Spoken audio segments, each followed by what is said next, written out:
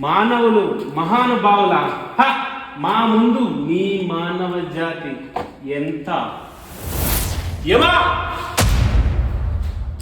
ఏమంటివి మానవ జాతి నీచమా?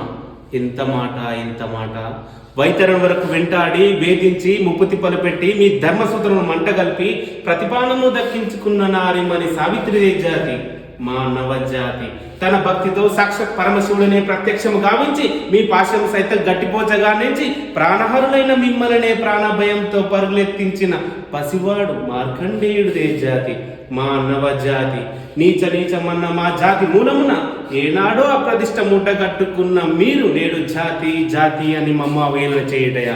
ఎంత వివేకం, ఎంత జ్ఞానం, ఎంత కుసంస్కారము!